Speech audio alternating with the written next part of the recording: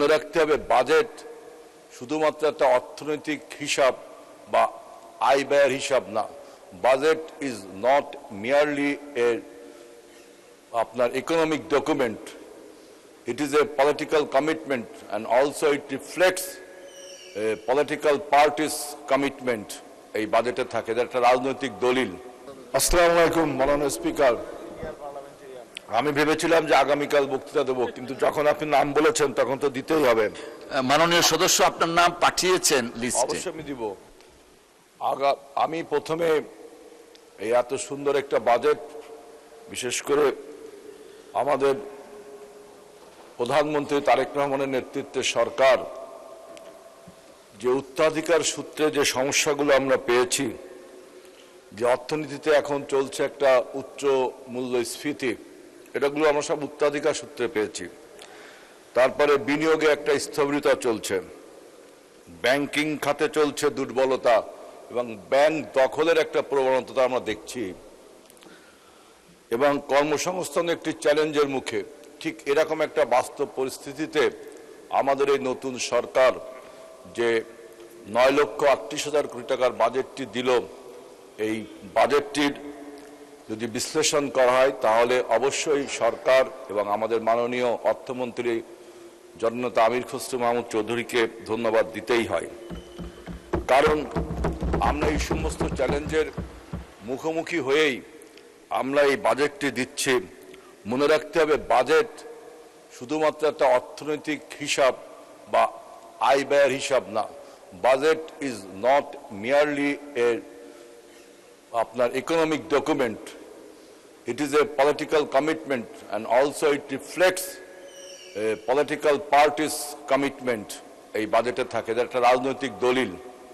এই বাজেটের সবচেয়ে আমার কাছে ইতিবাচক যে দিকগুলো, সেটা হলো যে এই বাজেটে কিন্তু দেখেন যে উন্নয়ন ব্যয় বৃদ্ধি করা হয়েছে। উন্নয়ন ব্যয় বৃদ্ধি করা হয়েছে, প্রায় 3,16,000 কোটি টাকা হলো উন্নয়ন ব্যয় হবে। তার মধ্যে অ্যানুয়াল ডেভেলপমেন্ট বাজেট রেখেছে আমি দেখলাম প্রায় 3 লক্ষ কোটি টাকা। এর ফলে আমাদের ইনফ্রাস্ট্রাকচার ডেভেলপমেন্ট হবে, কর্মসংস্থান সৃষ্টি হবে এবং অর্থনীতিকে যা একটা প্রবৃদ্ধিতে আনবে। এটা হলো বাজেটের একটা আমি দেখলাম ইতিবাচক দিক। দ্বিতীয় একটা ইতিবাচক দিক দেখলাম যে বাজেটে আমাদের দেশে এখন মূল্যস্ফীতি হচ্ছে, সেই মূল্যস্ফীতি নিয়ন্ত্রণের জন্য 7.5% কমিয়ে আনতে হবে এই মূল্যস্ফীতিকে। আমি বাজেটটা পড়ে যেটা দেখলাম, এটা কিভাবে করবে সেটাও বাজেটে আপনি দেখেছে যে বাজারে যে অতিরিক্ত লিকুইডিটি বা তারল্য থাকে সেটাকে নিয়ন্ত্রণ করা হবে। বিশেষ করে বাংলাদেশ ব্যাংকের যে মুদ্রানীতি এবং আমাদের একটা সরকারের রাজস্ব নীতির একটা সমন্বয়ের মাধ্যমে এইটা করা হবে। সবচেয়ে বড় জিনিস, মূল্যস্ফীতি কমানোর জন্য আমাদের যে নিত্য পণ্য, চাল ডাল মাছ তেল আলু পেঁয়াজ রসুন, এই সমস্ত জিনিসের উৎস কর এবং আমদানি কর কমানো হয়েছে। তার ফলে মুদ্রাস্ফীতি কমতে বাধ্য হচ্ছে। আরেকটি বাজেটের ইতিবাচক দিক হলো যে ইনভেস্টমেন্ট অ্যান্ড এক্সপোর্ট, বিনিয়োগ এবং রপ্তানি। আমি দেখলাম যে এই বিনিয়োগ বৃদ্ধি করবার জন্য আমাদের এই সরকার ব্যবসা পরিচালনা সহজ করবার জন্য যেমন লাইসেন্স, তার অনুমোদন, তার নিয়ন্ত্রণ, এগুলো খুব সহজ করে দিয়েছে এবং কর ব্যবস্থা সহজ করা হয়েছে। ব্যাংকিং ও সরকারি অর্থ ব্যবস্থার সংস্কারের মাধ্যমে বিনিয়োগ বান্ধব পরিবেশ তৈরি করা হয়েছে এই বাজেটে।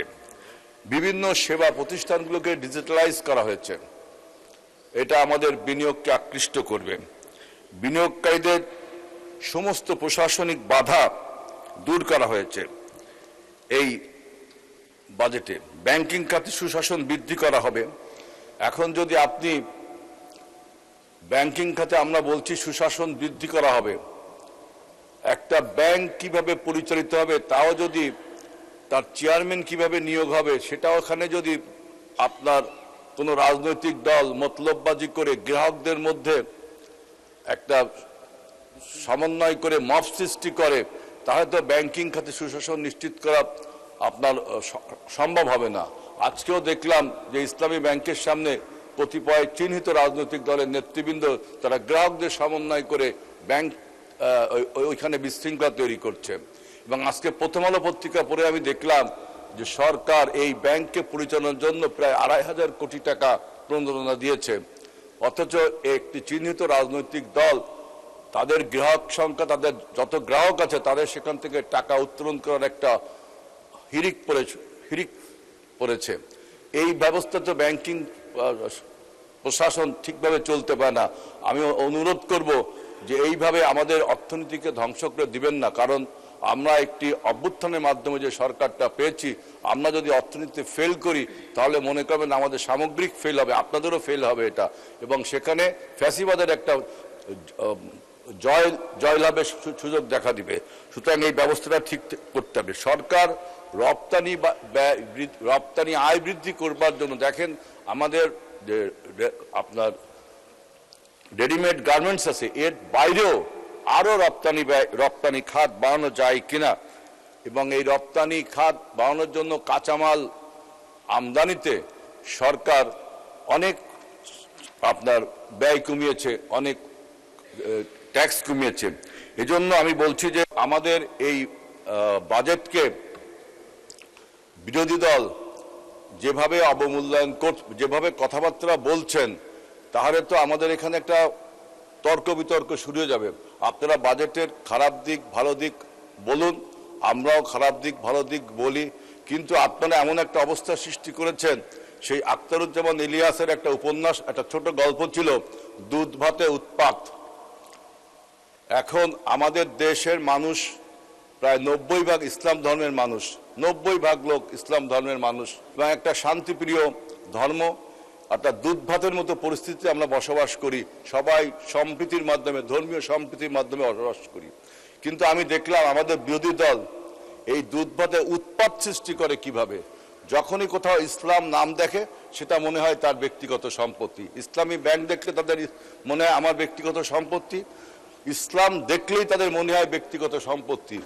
আমাদের মাননীয় একজন সংসদ সদস্য বললেন, আমরা সবাই নেকাব হেজাব আমরা সবাই পড়ি, আমাদের মুসলমানদের অনেকেই পড়ে অনেকেই পড়ে না।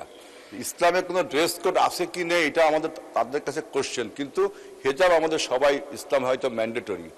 আমাদের মাননীয় সংসদ বলছেন আপনার রম্য করে, আমি তো চিনতে পারলাম না, বা তার বন্ধুর ওয়াইফ। মাননীয় সদস্য এই ব্যাপারে অ্যাড্রেস করবেন না, অলরেডি আমরা একটা ডিসিশন দিয়েছি। প্লিজ আপনি অন্য কিছু থাকলে বলেন, আর না হলে বক্তব্য শেষ করেন। উৎপাত সৃষ্টি করছে যে ইসলাম দেখলে তার নিজের সম্পত্তি মনে করতে হবে, বাজেটে যদি কোনো ইসলামের নামে বরাদ্দ দেওয়া হয় সেটাও যদি তার নিজের সম্পত্তি মনে করে, এই দুধ ভাতে উৎপাত যা সৃষ্টি করে, তারা কিন্তু আমাদের যে গণ অভ্যুত্থান, আমাদের যে আগামী।